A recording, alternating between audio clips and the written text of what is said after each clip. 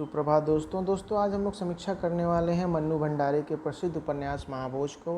दोस्तों आप लोग ने आपका बंटी नाम से इनकी एक नावल पढ़ी होगी, तो आज हम लोग महाभोज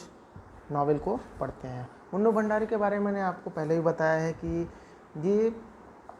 भारतीय उपन्यास की दुनिया में इनका एक बहुत बड़ा नाम है, क्योंकि महिला होते हुए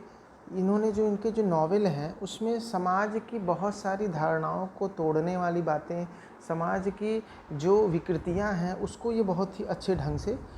बताती हैं। जैसे कि आपको पता ही है कि इनकी जो कई सारे कहानी संग्रह, एक जैसे एक प्लेट सैलाब में हार गए, तीन निगाहों की एक, ऐसी बहुत सारी चीज़ें आपको मिलेंगी।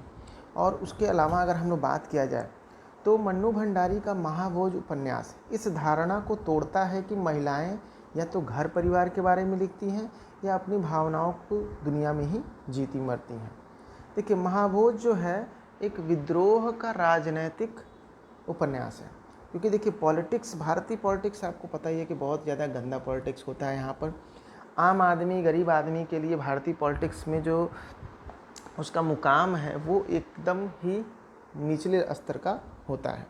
अगर आप बात करें भारत में गणतंत्र की, जनतंत्र की, तो अगर आप सीरियसली अगर बात करते हैं तो क्या आपको लगता है कि प्रजातंत्र में प्रजा का कोई रोल है?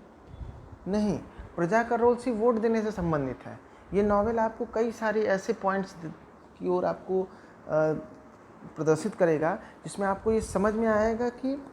भारतीय जनतंत्र में जन तो है ही नहीं, और जो पॉलिटिक्स होती है और जो ब्यूरोक्रेट होता है, मतलब राजनीति और नौकरशाही, ये इतने एक तरह से जुड़े हुए हैं कि भारतीय जनता को किस तरीके से फंसाया जाए, किस तरह से उलझाया जाए, इन सारी चीज़ों को आप आसानी से देख सकते हैं। और इस नावल में इन सब की चीज़ों, इस नावल के जो दा साहब हैं, जैसे उसमें आपको यही पता चलेगा कि दा साहब की इतनी ज़्यादा पॉलिटिक्स में पकड़ होती है, इतना ज़्यादा लोगों के ऊपर उनका दबाव रहता है कि वो उंगलियों के इशारे से वो सारी चीज़ें करते हैं, और हर चीज़ को वह बहुत ही स्पेशलिस्ट की तरह से मैनेज करते हैं। इस नावल में आपको ये चीज़ें दिखेंगी, जैसे कि उनकी सरपरस्ती में ही राजनीति के खोटे सिक्के समाज चला रहे हैं। कहने का मतलब है कि दा साहब एक पावरफुल आदमी है इस कैरेक्टर में,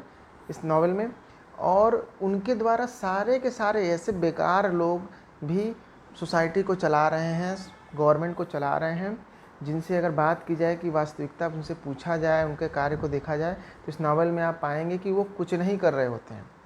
ऐसा आप हमारे पॉलिटिक्स में भी देख सकते हैं, हम लोग के देश में भी, कि कुछ ऐसे निकम्मे बेकार टाइप के भी लीडर हमारे सिरमौर बने बैठे हुए हैं, जो कि आम जनता के लिए करते कुछ नहीं हैं, लेकिन फिर भी उनके ही मेहनत के दम पर वह करोड़ों अरबों कमा रहे होते हैं। देखिए, महाभोज उपन्यास भारतीय राजनीति के भ्रष्ट नग्न यथार्थ को प्रस्तुत करता है। आप सबको पता है कि भारतीय राजनीति किस तरह से भ्रष्ट है, और इलेक्शन टाइम में उसकी भ्रष्टता एकदम साफ तौर पे देखने को मिलती है, जिस तरह से ये राजनीतिक लोग एक दूसरे पे कीचड़ उछालते हैं। तो इस नावल में आपको उसका नग्न यथार्थ देखने को मिलेगा। मतलब इतनी ही सफाई से इसमें चीज़ें दिखाई गई हैं, बताई गई हैं कि हर चीज़ों में ये आपको क्लियरली इनकी घटनाओं में दिखेगा कि किस तरीके से हमारी राजनीति कितनी ही ज़्यादा निचले स्तर पर पड़ी हुई है। देखिए, महाभोज उपन्यास इनका बहुत फेमस उपन्यास है, और इसके ऊपर कई सारे नाटक बन चुके हैं, कई लैंग्वेज में इसको ट्रांसलेट भी किया गया है, और ऐसी बहुत सारी चीज़ें हैं जो इस नावल में आपको मिलेंगी अगर आप साहित्यिक प्रेमी हैं तो साहित्य के हिसाब से नावल बहुत ही उम्दा है। ख़ास तौर से जो उपन्यास का पहला पेज है, अगर आप उस पेज को ध्यान से पढ़ेंगे कि लावारिस लाश को गिद्ध नोच नोच कर खा जाते हैं, इसी लाइन से ये नावल शुरू होता है। तो इस चीज़ को ही आप अगर समझिए तो बहुत सारी चीज़ें इसमें आपको पॉइंट मिलेंगे। अगर आप रिसर्च कर रहे हैं या कुछ लिखना चाहते हैं तो ये नावल आपके लिए बहुत ही ज़्यादा इंस्पिरेशन का काम करेगा, और भ्रष्ट राजनीति के ऊपर तो ये बहुत ही बेस्ट उपन्यास है। ठीक है दोस्तों, ये आपको अमेजन, फ्लिपकार्ट, इन सब पे भी मिल जाएगा, तो आप उसको मंगा के पढ़ सकते हैं या फिर बाहर जाकर ख़रीद सकते हैं।